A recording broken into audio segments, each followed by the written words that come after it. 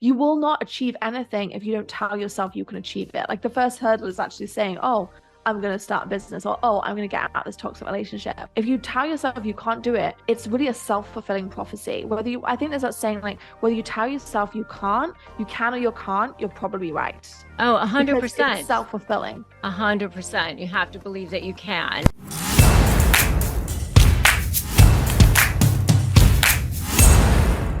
Welcome to another episode of Negotiate Your Best Life. I'm Rebecca Zung, and I love when I get to interview people who are my friends and people that I know because it's so much more fun. And today I have my friend Danielle Canty here, who is the boss babe herself, who's absolutely one of the most powerhouse women that I've ever met. She actually started off as a chiropractor not all that long ago. She's actually not even all that old. Oh my gosh, she's still only in her mid 30s, and she has accomplished so much in her life. She's actually created a multi-million dollar business. She has millions and millions of followers, and she's also an amazing human being, just really such a joy to be around. So I absolutely love her. Danielle Canty, thank you so much for being here today. Oh, thanks so much, Rebecca. I almost feel like blushing when you did that introduction. So thank you. Very kind. And yeah, I'm really grateful to be here and kind of share my story and share vulnerabilities with you and your audience. Oh, thank you. Thank you. I mean, you were a chiropractor, not that, and in less than 4 years, you built Boss Babe. Yeah, I mean, how did you do that? I mean, like, what happened there? Talk about that. Yeah, funny story. So from a young kid, I always wanted to like help people. And I decided that at the age of 14, when you're asked what you want to be when you grow up, I happened to know a chiropractor. And so I was like, you know what? I'll be a chiropractor. So straight from university, went and I qualified. And it was like my dream job, like helping people every day, people walking in and leaving better than they came. And I absolutely loved it. And through that process, I kind of became a little bit of an entrepreneur. Most chiropractors ended up owning their clinics, and I became became part owner of one of the fastest growing primary healthcare brands in the UK. And whilst I'd started to achieve what would be classed as, some financial freedom, what I realized in 2016 when my dad had a really nasty ski accident was that I had some financial freedom, but I didn't have location freedom. And so when he smashed his pelvis at 70 miles an hour, Mm. helicoptered off, emergency surgery, told he wasn't going to be able to like walk for several months, I had to leave him and my mom in a different country and fly back home because I had clinic. And Mm. so in that moment, I was like, wait, I don't know if this is what I want anymore. And I'm sure lots of people have experienced this moment in their lives, whatever it is like you have this vision of your future, and it might look like the job, it might look like the 2.4 children, it might look like the white picket fence. Right. And when you get there, you're like, wait, hang on a minute. I didn't know that this was the other side of this. Like, I didn't know the shadow sides of that, or I didn't know like this life would also include this, and this. And I realized it just wasn't for me. So whilst I was fulfilled in parts of it, I was like, there's so much that I don't love. And I sat in the moment, and I was lucky because I was super young at the time. I was like 26, and I didn't really have any commitments. I owned a house and stuff, but I didn't really have many commitments. And so I sat there being like, 26, 27, like, is the life that I want? Mm. And I remember kind of thinking to myself, well, hang on a minute, I've paid for college, I've got this degree, I've spent 4 years training, the post-grad training, like put so much time into it. I must be crazy for wanting Mm. to create change. Like who do I think I am to say that I want more or I want different? And I Mm-hmm. really remember wrestling now with that feeling of guilt around wanting to create change in my life when I had lots of things that I was grateful for. Like I truly, truly was. But I just couldn't shake it. Like I just kept having this feeling of like, if this is the way I'm going to live the rest of my life, like if this was what this looks like, staying in this same area for the next like 40, 50 years and being tied to this clinic, which has, I can't even look out the window. Like, I don't know if I want this. Yeah. And so I went on kind of this mission in order to understand like what I did want. And that's when I went into online businesses. That's when I followed kind of my passion for realizing that lots of other women felt lonely as entrepreneurs and founded Boss Babe in 2018. But at some point you moved to this country, right? When did you move to this country? So I founded Boss Babe in 2018, and I just want to share this because I think it's really powerful at how quickly your life can change. So I set the intention in 2016 that I was like, you know what? I want another source of income other than chiropractic because I want to be doing more stuff online. And so I did what most of us do, go to Google, started reading articles, listening to podcasts, doing all the things where I'm like, if I want change, but what change do I want? So I just started exploring. And I took some vacation time, flew to San Diego for an event in September 2017, met Natalie, who became my business partner in Boss Babe, and we founded the company in 2018. And we did honestly better than either of us expected in that first year when we started realizing we weren't alone as entrepreneurs. And so as the company scaled, she was British, but she was already living in California. As the company scaled, one trip that I was doing in June 2019, I was like, you know what? Like going backwards and forwards, I've been backwards and forwards like 5-6 times now, to LA in a year. Maybe I just like look at moving. And so I submitted my visa 2019, got it accepted in the December and moved 4 weeks before the pandemic in February 2020. Amazing. Oh my gosh, that's crazy. Yeah, that's so crazy. So I crazy can't change. believe you only founded Boss Babe in 2018. That's so crazy. I mean, so you built that company in such a short period of time. Such a short period of time. So talk about that. Yeah, go ahead. I think that's just like what it really shows around, some things can take a while, and some things like when you kind of have that passion fueled with the market fit, fueled with like pure determination. Like we were so determined to get this business off the ground. That it just really like snowballed for us. And, we were in a position where I was still actually working my chiropractic hours part-time and, as 8 hours ahead in the UK. So I'd work a chiropractic day and then I would do a Boss Babe day on top of that. So I was literally working about 16 hours a day at that point. But I knew that it was like in my purpose, and I knew that I was kind of doing something that was more aligned with who I was and who I wanted to become and the lifestyle that I wanted to be to create. And whenever you're founding businesses, I think that combination of understanding, okay, well, what do I enjoy doing? What am I good at?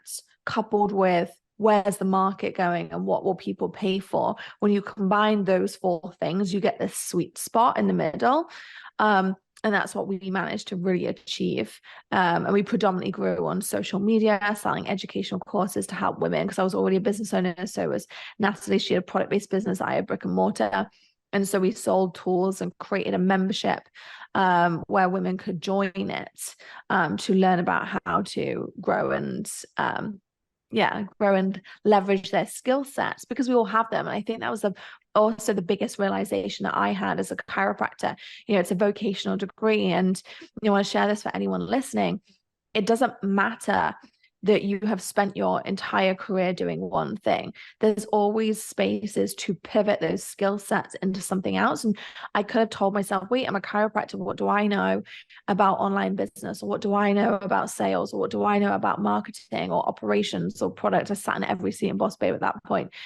But I think what I did understand was that actually as a chiropractor, I might not be able to apply the anatomy side of it to business, but I can apply the empathy skills, that being able to listen to someone, hear their needs and solve that problem, or even the problem solving aspect. Unfortunately, none of us come with handbooks, and my job was to often figure out what was going on and then solve the problem that way.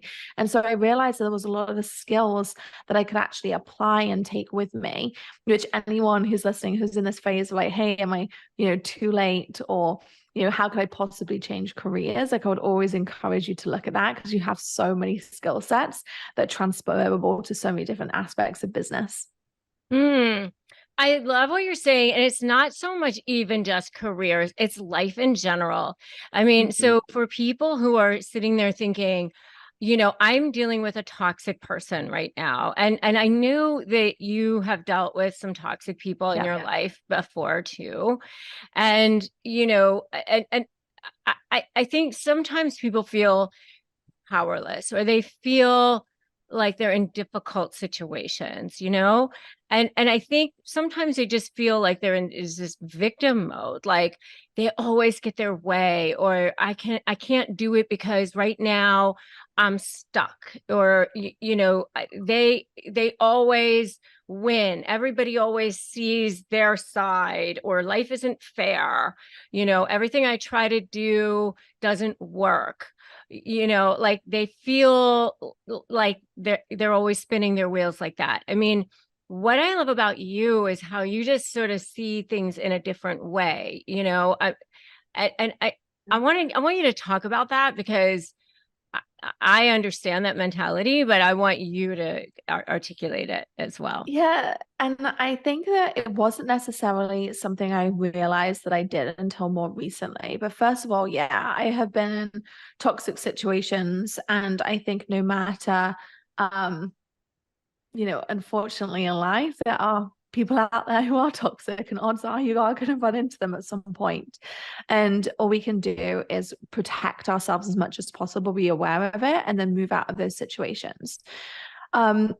But I think one of the things, whether it's a situation from other people or the situation that I was in, like as a chiropractor, I put myself in that position. I really understood from a very early age that if I embodied the victim mentality in these situations, then I was actually depowering myself. I was actually taking away the power from myself, because when you're a victim, something is being done to you that you can't do anything about. And so I realized that if I said, oh, this is happening to me, like they always win, or X, Y, and Z, I wasn't allowing myself to be able to solve the problem, versus being able to say, okay, this sucks. They're mean, they're X, Y, Z. This whole thing is like this, but these are the options that I have.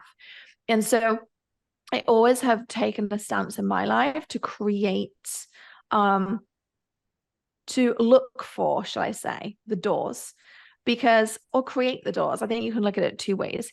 Sometimes if you tell yourself that you are powerless, that you have, that they have all the power and that you don't even look for doors, or you close the doors before, you've even tried to open them. And so I've really maintained a mindset in my life, which is like, there is always a door. And if there's not a door, I'll kick the door down and create one. Like, I'm going to find a door.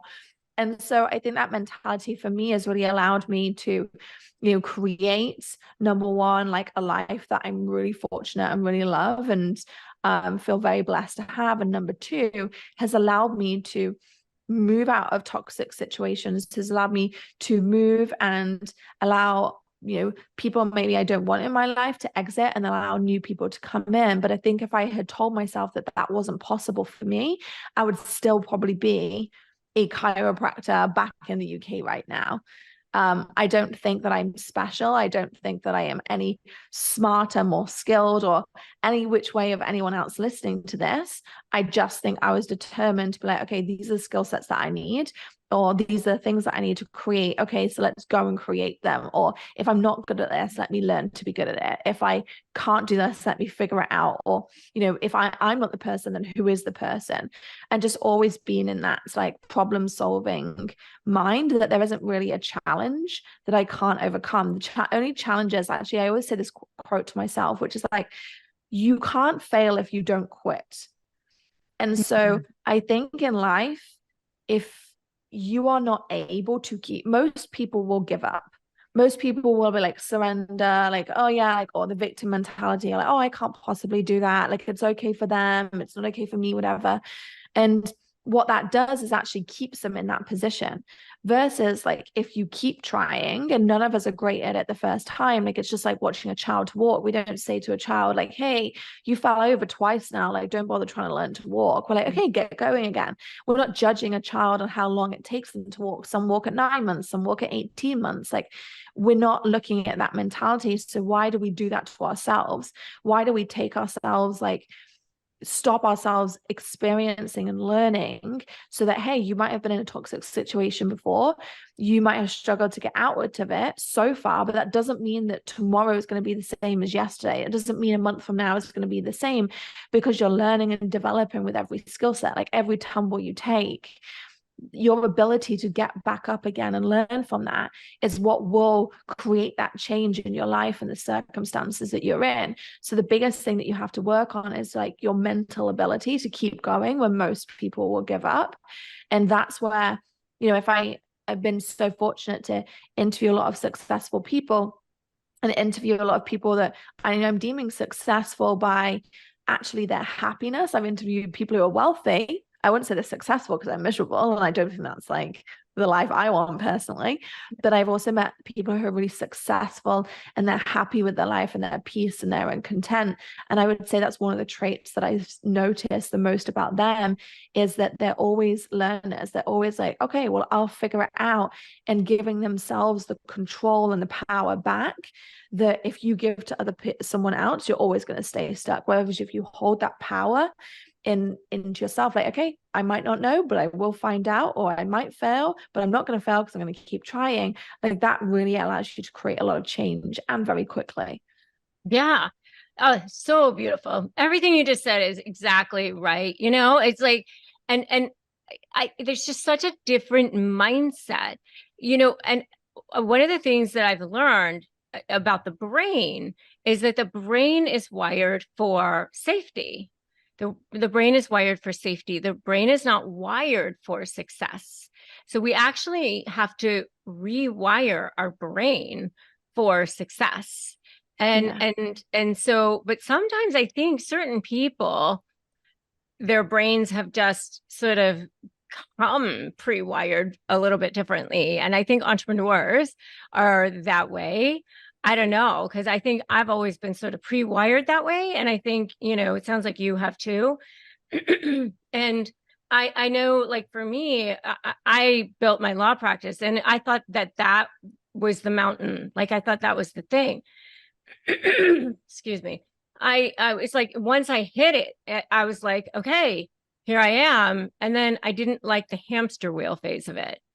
Yeah. Like I was like, oh, okay, now all the business is coming. And I always say I built it and then it ate me.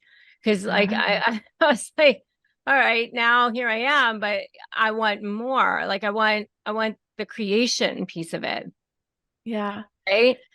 But then you always end up with these naysayers, because like I think for me, people were like, why would she leave? Why would she leave that law practice? It was like so booming, and I didn't even have to step outside of my office. I had all the top clients in town wanted to hire me or whatever. People thought I had cancer, what was going on, and even when I started law school, by the way, when I went back to law school, I had these 3 little babies because I got married at 19 the first time, and I had 3 kids by the time I was 23. And I went back to law school. I was still in my 20s when I went back to law school as a single mom. At night, people were like, oh, why would you do that? You're crazy. Everybody who's graduating from law school is like bagging groceries nowadays. There's too many lawyers. And I was like, well, somebody's going to get a job. Why wouldn't it be me? And so I think that there's always naysayers. Like, I'm sure when you left being a chiropractor, people were like, why would you leave the safety of being a chiropractor? That's crazy. Right. I think, shutting off the naysayers is part of it too. right? 100%. So many people told me not to do it because there I was sat with a vocational degree, which gave me a really good, solid salary.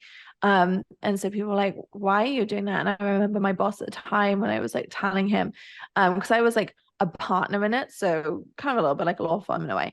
So I had to tell them like, hey, I'm leaving. I've set up this business, etc. And he was like, I'm really worried about you. I just think you're just so ambitious and like this won't be a success. And I was just like, that's really interesting. But I think like you have to really protect yourself from those people, but also from those stories. Like you get to choose which stories you tell yourself. And those stories of the naysayers are just their limiting beliefs. They either have it that it's actually their fears that they couldn't possibly do it. Or then you do get people who just want you to stay the same.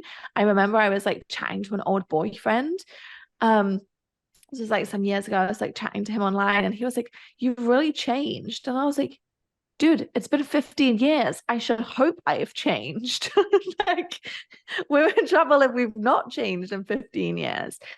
And I think just really owning, like, your self-belief, and no one is going to believe in you as much as you can believe in yourself. And so if you don't learn and you don't learn the skill sets, and this is what I just want to get across, all of this is learned.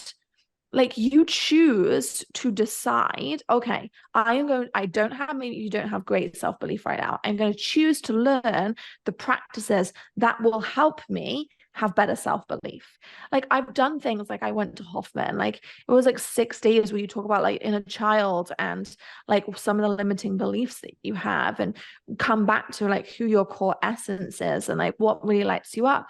And so like really not acknowledging like you can invest in your own, like you can invest in your own transformation, you can invest in your own mindset. And I think again it just comes back to like I was never willing for anyone to take that away from me. Like you might be able to tell me that I can't do something like now, but you can't tell me like, okay, you're never going to be able to do that, right? I fully accept like in this position right now, could I don't know, let's say, could I swim, as fast as XYZ or do 100 meters and whatever? No, I couldn't. But if I trained, I might even get there, but I could get closer. And it's the same thing, like wherever you're at in business, yes, transitions are hard, but they're still doable. And you just said something that I also realized. I actually wasn't a born entrepreneur. I like just knew I had to work. That was it. I was like a workhorse. Like I had 4 jobs at the age of like 14. And I would say also my life was very like, I grew up in a little village in the UK. It was like it was very comfortable. We weren't rich, we weren't poor. And so my thermostat on life, I would say like, and I always equate this to like temperature. I was literally in like California weather. So it was like 70 degrees like all year round, right? It was just nice. And I realized that when I met my partner, he is from Trinidad and he grew up with like no running water at times. There would be like shootings in his backyard. Like it was just completely different. And so he also didn't know he didn't have anything. And he grew up with so much love, so much laughter. So he had this polarity in his temperature. So his temperature range would go from like 40 degrees, 30 degrees to that whole 80 degrees, right? And so I realized he had such a huge range of temperature that he was able to be resilient at. So one thing that I really realized as I went into business and when I went through these changes was like, okay, my temperature is really, really like where I'm comfortable is in such a really like narrow situation. How do I expand upon that? And how do I expose myself? And how do I learn? Like, okay, this is actually testing me. Like this situation right now is just me increasing my thermostat's range. And so when I started looking at opportunities or challenges that I was having in my life, whether it was people, whether it was financial situations, whether it was trying to even get my visa to move to the US, which for anyone who's immigrated knows that's really hard. I was like, oh, this is my test at 40 degrees. Like I'm getting used to having these. And so being able to see that 40 degrees isn't bad. You just need to dress for 40 degrees. You just need a different set of clothing. You just need, there's still beautiful scenery at 40 degrees. There's like all these amazing things that you can do. Likewise, 80 degrees is going to feel too hot, or 85 degrees is going to feel too hot. But if you have a pina colada in your hand and you buy a swimming pool, it feels amazing. And so looking at my life, like, okay, how can I always get in situations where I'm better equipped for that situation, better equipped for that temperature? That has really been like a metaphor that's helped me go, okay, I feel really uncomfortable now. What can I do? How can I be prepared for this temperature range? Like, who do I need around me? What mental work do I need to do? What physical work do I need to do so that I can withstand being at this temperature for a longer period of time than I was planning to be? I hope this is making sense. I'm a bit of a thing. I have a thing for metaphors. No, I think it makes perfect sense. I mean, I thought you were going to go a different place with the thermostat thing, because I've actually heard it in a different way, but I love that. I love that metaphor.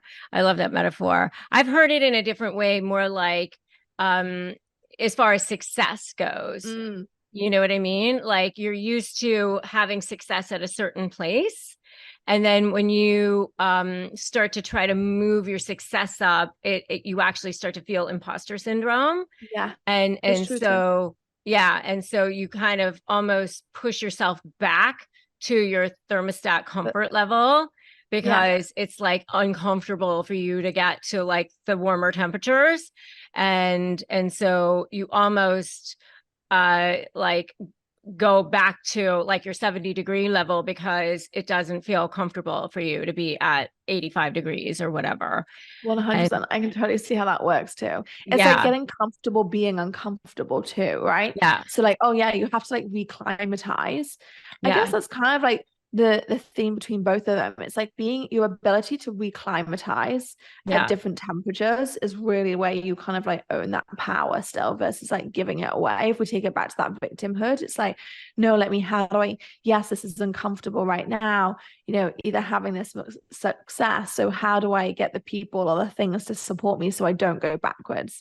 Or likewise, if you want to move into it, like, what do you like, how do you get in those situations to feel more comfortable? Yes, exactly. Because I know for me, I have had that with my business situation. Like, the more success, it's like, oh my God, you almost sort of like go, oh, do I deserve this? What's happening? And then you start to get, okay, yes, I do. You know what I mean? It's almost like a little bit, I know I had that with my law firm, and then again with this online business, because it all in both situations for me, it happened really quickly. Yeah. Because I was like a teacher for a brief period of time, and then I went back to law school, and then my law firm took off really, really quickly, and then this online business took off really quickly too. And then so in both situations, I had to reclimatize, as you said. Yeah. And and so in both situations for me, I had to deal with like sort of the imposter syndrome situation. Same. Yeah. Same. I feel like I've done a few like conversations on imposter syndrome before, because I'm exactly the same. Like, I've suffered so much from it. And even when we first started building Boss Babe, like, I used to hide so much behind the scenes because I had such imposter syndrome about it. Or I wouldn't even post on social media. And I'd be like, what does people think I want? What do people want to know from me? And like all of these stories. So I totally relate to that.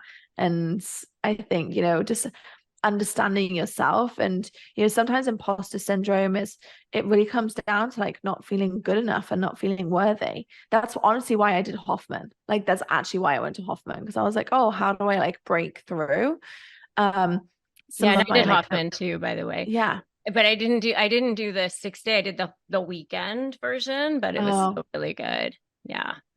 Yeah, I did the 6-day. It was I want to do the 6-day. Yeah, but even the weekend one was good too. Yeah, for sure. Yeah. So for people who are so since you did Hoffman, and so anybody who's listening, we're talking about the Hoffman. It's a trauma program. It's very, very good. But neither of us are affiliated with it. We just happen to both do it. It's a charity. It's a It's actually a charity formation. Yeah. So it's the Hoffman Institute. But Yeah. so for those of and both of us have dealt with narcissists and traumatic Yeah. people in our lives, and so we both know the the the toll it can take on us and our mental state, and so we say this with all authenticity and humility. So for those people who are feeling that right now and who are feeling, smart people, brilliant people who are just in that situation right now, and they're going, okay, well, where do I start? This is great, and I would love to make money and I would love to maybe do something. Where do they start? What can they do? So I would suggest, like, do you mean from a point of view of just like breaking free from a Well, like narcissist, or to just make being like, money, start an okay, online business, or they're like looking at you going, "Hey, she was able to go online and start an online business and like start make a multi-million-dollar business from yeah. nothing." So, like, I'm sitting in my house in a small town somewhere, listening to you. What would I do starting today? I always like would say like the first thing to start with any business is first of all like your purpose. So really understanding why you're doing something. And the reason I say that is because a business is just as hard as working for someone, all right? It's never, there's no like easy route between either of them, but you have to do something you're passionate about, something you're excited about, something that you're like, actually, like, this is why I want to get up every single day. So I think first and foremost, it's like understanding like what your purpose is, how you want to lead. I always think about how I want to leave this world better than I left it. And for me, my purpose is to really help female founders. So I created a marketing newsletter, which helps people get more customers, because I'm like, I want only 2% of women's businesses reach 7 figures. That's crazy to me. So my purpose was founded on that. Like, I want to change the stats of women in I get her business. newsletter. And so, like, focusing on that, and your purpose can be anything. I also think don't get ahead of yourself into thinking, oh, well, how could I possibly monetize that? Because that's going to come down the line. But it's just like, what am I good at? And that can be anything from like cooking to, I don't know, dancing to like any of it. But really giving your spouse space, Arranging time to create. flowers or Yeah, whatever. Yes. anything these days.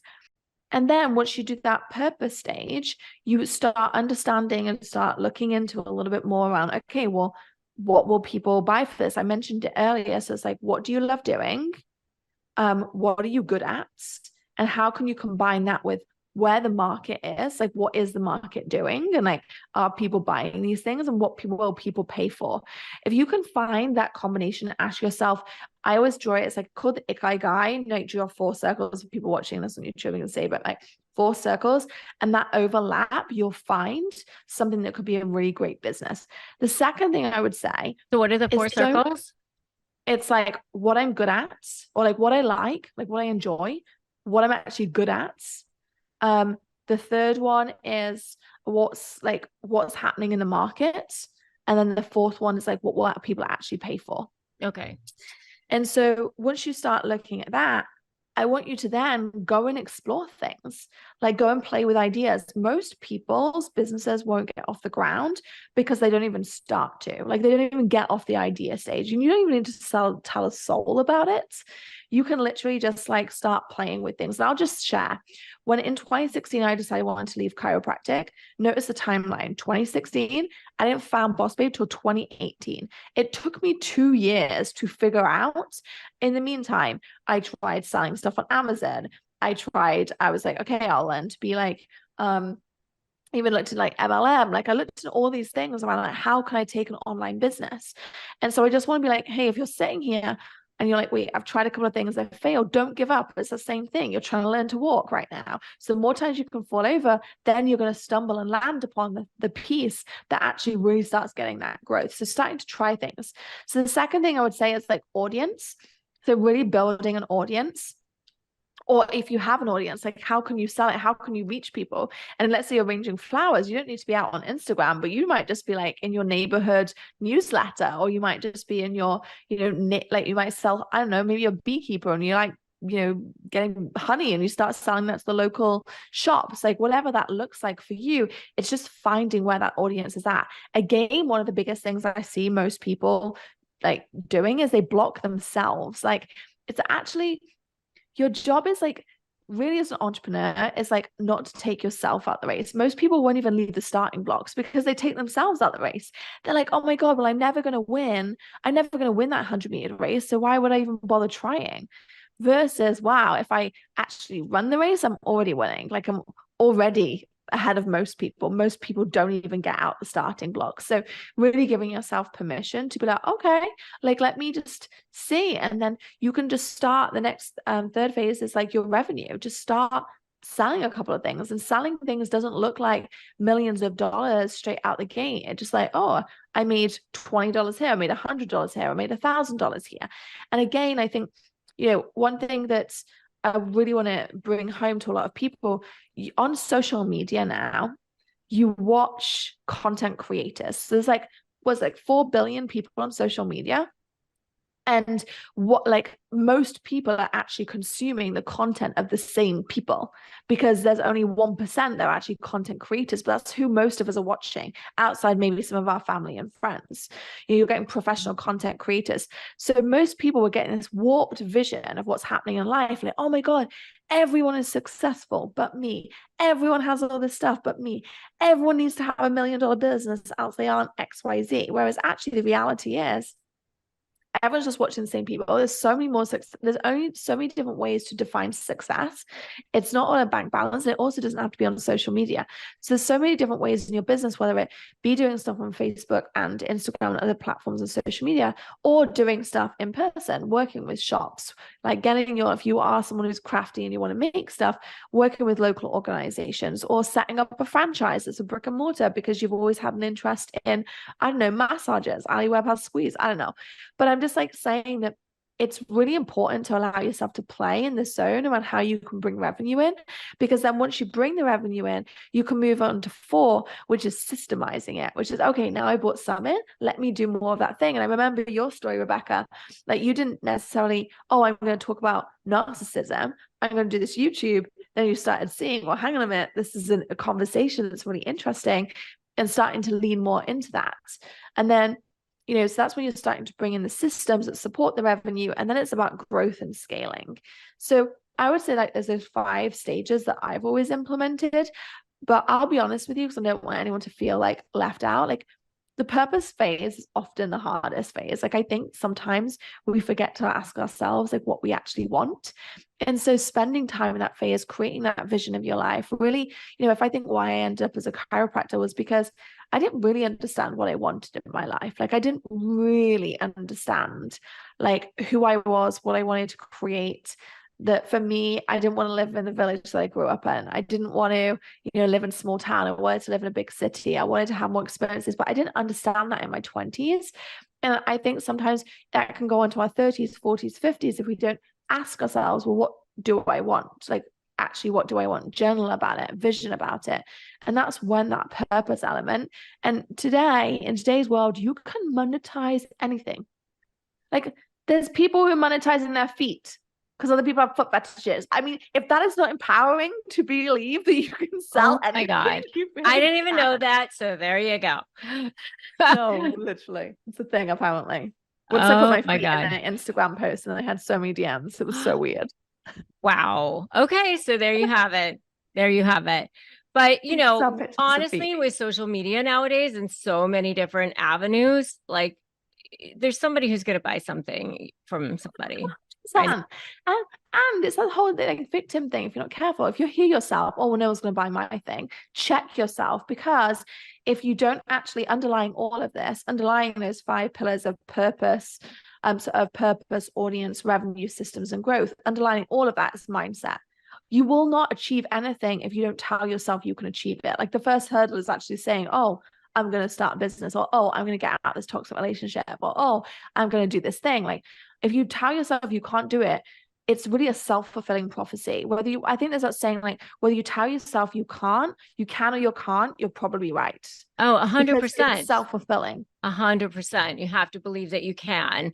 And I always say, when people say like, oh, it's not going to happen for me, I can't do it, they always get their way, whatever, I always say, okay, so do you want to be right about that? Or do Mm, you actually want to get what you want?